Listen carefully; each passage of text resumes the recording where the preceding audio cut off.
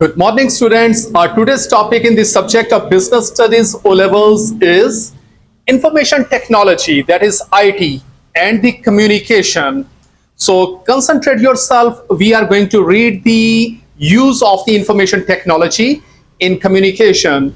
Either it may be within the organization or with the outside world. So look now. The development of the computers, the internet, the invention of the microchip and optic fibers has increased the range of the information available and the speed, ease with which it can be transmitted, used, and stored. So information technology has a lot of advantages in the communication way. So now the knowledge information is much more easier to get, and the speed and ease with which it can be transmitted, used, or stored. Nowadays, companies ensure that desktop computers are linked together so that the letters, reports, memos, and other messages are electronically exchanged without the need of the expensive typing, printing, and distribution of the documents. So when the computers are connected with each other, so things are much more speedily transmitted from one place to another. A business which has computers, communication links, and communication software to allow sending, receiving information is able to use these to send, receive a variety of the information. Computers may be networked, enabling them to communicate with each other. So networking is a process through which the knowledge can be linked with each other within the company. They can give a business access to large amount of the information on the internet and can also be linked to the electronic mailboxes in which messages can be exchanged with other subscribers. So if you have computers and if you are linked with the internet, so not only within the organization, you can be linked with the outside the organization as well. Electronic signature. The electronic signature is a technical procedure which makes it possible to guarantee the authenticity of a document or an electronic message and to ensure the identity of the sender. So if the identity can be recognized of the sender, that is called electronic signature. But if the identity is unavailable, then that will not be an authentic document. It is based on a certification infrastructure managed by third-party providers. So if the third party guarantees that this is the message which is sent by a particular sender, and if the identity of the sender can be ensured, then the electronic signature is this type of the document. The certification services provide, the introduction of the electronic signature encourages the development of the e-commerce.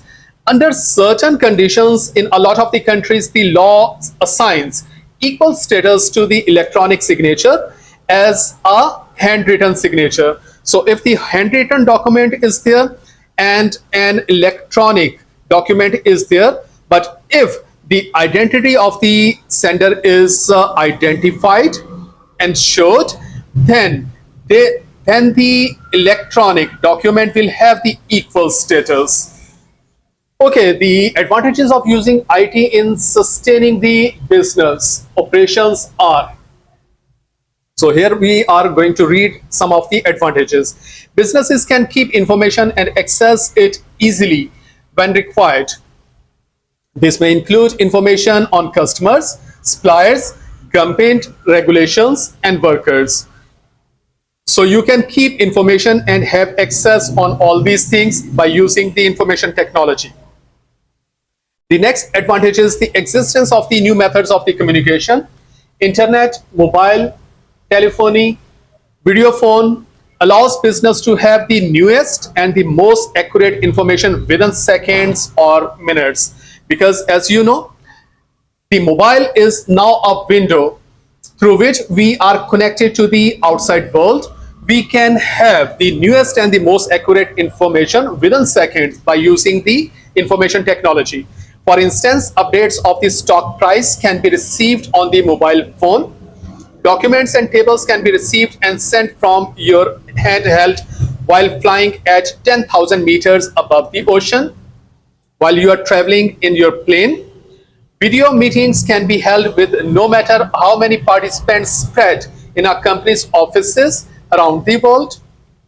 So these are the advantages of the IT in our business. The next is it can help in the decision-making process of the business as different levels of the sales, cost, and profits can be instantly accessed and compared. So there is no need of the heavy file work now.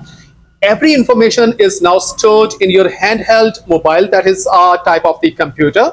So the access is instantly and you can make compares and decision making processes too quick. The next advantage is using IT and communication can dramatically lower the cost of the business. Transport expenses are cut down, so there is no need to send letters and then receive it. So it means the transport expenses are cut down. Efficiency is increased by giving up printing and handwriting documents. The contact with the customer is easier.